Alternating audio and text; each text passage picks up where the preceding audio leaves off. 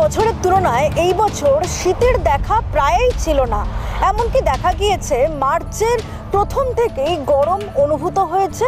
এমনকি তাপমাত্রা মার্চ মাসেই কিন্তু 36 থেকে 37 ডিগ্রিতে পৌঁছেছে এবং সময় যত গড়াবে ততই কিন্তু তাপমাত্রা অনেকটাই ঊর্ধ্বমুখী হবে। এমনকি অতীতের সমস্ত রেকর্ড ছাপিয়ে যাবে এই বছর শহরের তাপমাত্রা, যেমনটা জানাচ্ছেন আবহাওয়াবিদরা এবং ভূতত্ত্ববিদরা। উত্তর পশ্চিম দিক থেকে তীব্র উষ্ণ বায়ু বিস্তীর্ণ ঊষর ভূমিভাগের উপর দিয়ে প্রবাহিত হয়ে আসছে এবং যার ফলে কিন্তু আমরা আলটিমেটলি এই ধরনের প্রবল গ্রীষ্ম অনুভব করছি।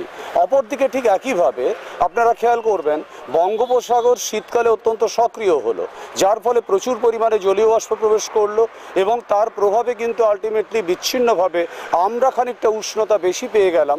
অপরদিকে উত্তরে হিমালয় পার্বত্য অঞ্চলে আপনারা খেয়াল করবেন এখনও পর্যন্ত তুষারপাত ঘটছে। অ্যাকচুয়ালি আমরা বলে থাকি যেটা যে অতিরিক্ত উষ্ণায়ন আলটিমেটলি আমাদেরকে ধীরে ধীরে হিমায়নের দিকে ঠেলে দিচ্ছে। বেসিক্যালি কিন্তু সেই অবস্থাটাই হচ্ছে, কিন্তু উষ্ণায়নের প্রভাব যেহেতু ভারতের প্রান্তবর্তী স্থানে রয়েছে, তিন দিকেই জলভাগ, এবং জলভাগ যদি কোনোভাবে সক্রিয় হয়ে যায় তাহলে ভূমিভাগের উপরে এই চাপের বিন্যাসকে সে সক্রিয় হতে দিচ্ছে না। তার ফলেই কিন্তু আলটিমেটলি এই ধরনের অবস্থা।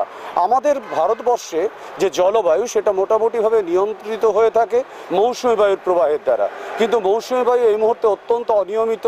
সময় মতো মৌসুমী বায়ু ভূমিভাগের মধ্যে প্রবেশ করতে পারছে না এবং যার ফলে যেটা হচ্ছে যে আলটিমেটলি আমাদের উত্তর পশ্চিম ভারতে কোনো নিম্নচাপ তৈরি হচ্ছে না এবং সেই নিম্নচাপ এই বায়ুকে টেনে আনার কথা এই জলীয় বাষ্পকে, যার ফলে জলীয় বাষ্প ভূমিভাগের মধ্যে প্রবেশ করতে পারছে না।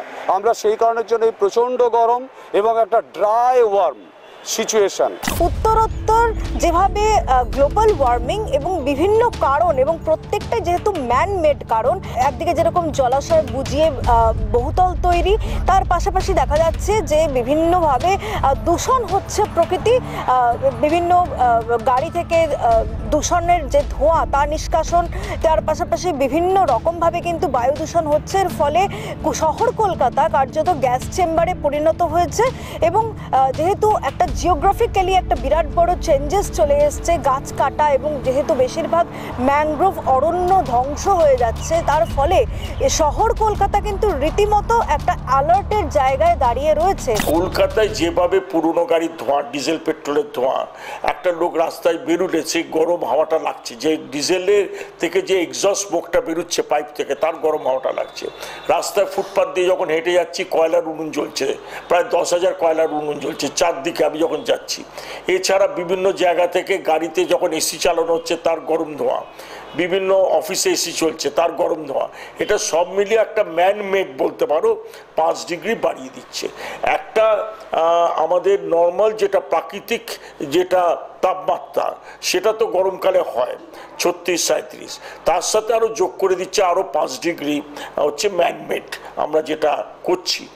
এবার তার সাথে আসছে এই যে আমাদের যা নতুন বিশ্ব উষ্ণায়ন গ্রিন হাউস গ্যাস এফেক্ট হয়েছে, তার ফলে আমাদের গত বছর 43.6 ছিল আর আজ পর্যন্ত কলকাতার হাইয়েস্ট রেকর্ড হচ্ছে 43.9। সেই দুটো দিক বিবেচনা করে আমরা অ্যাভারেজ ধরেছি এবার কলকাতায় 44 ডিগ্রি ছাড়িয়ে যাবে।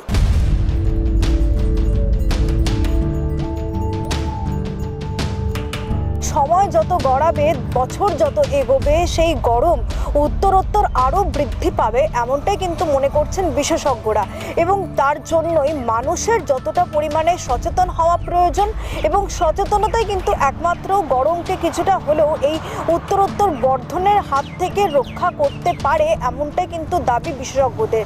সেক্ষেত্রে মানুষের উচিত আরও বেশি সচেতন হওয়া এবং চলতি বছরের গরমকে কিছুটা হলেও লাঘব করার জন্য সাধারণ মানুষের সচেতনতার যে অনেকটাই প্রয়োজন, এমনটাই কিন্তু সার্বিক চিত্র থেকেই উঠে আসছে। ক্যামেরায় সুদীপের সঙ্গে সঞ্জনা, আর প্লাস নিউজ, কলকাতা।